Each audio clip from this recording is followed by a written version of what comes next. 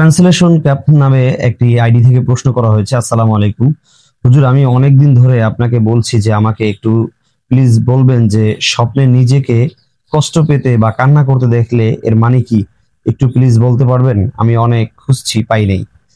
খুব গুরুত্বপূর্ণ একটি বিষয় যে স্বপ্নে নিজেকে কষ্ট পেতে দেখা, কান্না করতে দেখা, এটার ব্যাখ্যা কি হবে? এবং ট্রান্সলেশন আইডি থেকে বলা হয়েছে যে হুজুর, আমি অনেকদিন যাবত এই স্বপ্নটার ব্যাখ্যা খুঁজছি কিন্তু খুঁজে পাচ্ছি না। ভাই, এখানে দুইটা বিষয়। এক নাম্বার হলো যে আপনি স্বপ্নের ভিতরে কষ্ট পাচ্ছেন, আপনি যে কোনো কারণে কারো কাছ থেকে কষ্ট পেয়েছেন, আঘাতপ্রাপ্ত হয়েছেন, এমনটা হতে পারে। দ্বিতীয় হলো কান্নাকাটি করা। তো কান্নাকাটির ব্যাপারে আমরা যদি ইতিপূর্বে কথা বলেছি, তারপরও আজকে স্পেশালি প্রশ্ন আসার কারণে সে বিষয়টা নিয়ে বিস্তারিত বুঝিয়ে বলি। কান্না করতে দেখার দুইটি ধরন হতে পারে। এক নাম্বার হলো আমি ক্ষুধাভীরতার কারণে আল্লাহর কাছে দোয়া প্রার্থনার মাধ্যমে মোনাজাতে কান্নাকাটি করছি, অথবা জান্নাত জাহান্নামের ভয়ে কান্নাকাটি করছি। তাহলে সেটা দ্বারা বোঝা যায় আল্লাহ তাআলা আমাকে প্রিয় বান্দা হিসেবে গ্রহণ করে নেবেন, কবুল করে নেবেন। কোরআনুল কারীমের ভিতরে আল্লাহ সুবহানাহু ওয়া তাআলা বলেছেন যে তোমাদের মধ্যে সব থেকে ক্ষুধাভীরু বান্দারাই হলো আল্লাহ তাআলার নিকটবর্তী এবং আল্লাহর সব থেকে প্রিয় বান্দা। তো আল্লাহর যে প্রিয় বান্দা রয়েছে তারাই ক্ষুধাভীরু হয়, ক্ষুধাভীরুরাই আল্লাহর প্রিয় বান্দা হয়। অর্থাৎ তারা আল্লাহর কাছে রোনাজারি করে, কান্নাকাটি করে, আল্লাহর ভয়ে ভীতি সন্ত্রস্ত থাকে। এটা খুব ভালো দিক।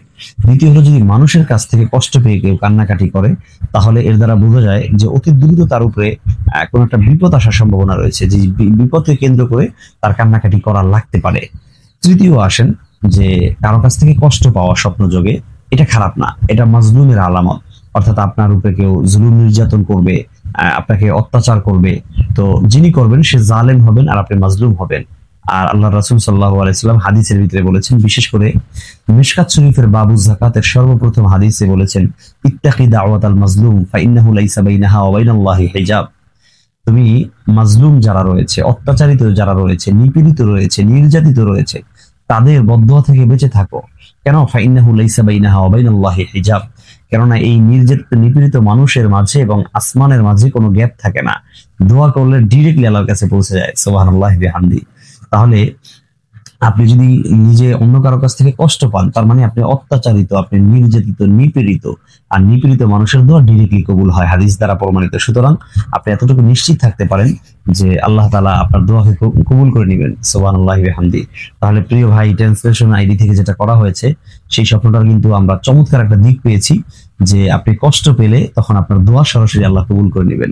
আপনি যে কোনো দোয়া, এনি দোয়া আপনি আল্লাহর কাছে করতে পারেন। এনি টাইম, এনি প্লেস আপনি দোয়া করেন যে আল্লাহ, আমার এটা প্রয়োজন, আল্লাহ তুমি আমার এটা করে দাও, এটা করে দাও। দোয়া করবেন তো দোয়া কবুল হয়ে যাবে। সুবহানাল্লাহ। দর্শক, আল্লাহ তাআলা আমাদের সবাইকে এই ধরনের ভালো ভালো স্বপ্ন, যেগুলো কোরআন সুন্নাহর সাথে সামঞ্জস্যপূর্ণ, সেই ধরনের স্বপ্ন এবং সেগুলো আমাদের জীবনে ভালো কল্যাণকর কিছু বয়ে আনবে, সেই স্বপ্নগুলো দেখার তৌফিক দান করুক। এগুলো দেখে আমাদের জীবনে বাস্তবায়ন করা, উপভোগ করার তৌফিক দান করুন। আলবিদা, আসসালামা।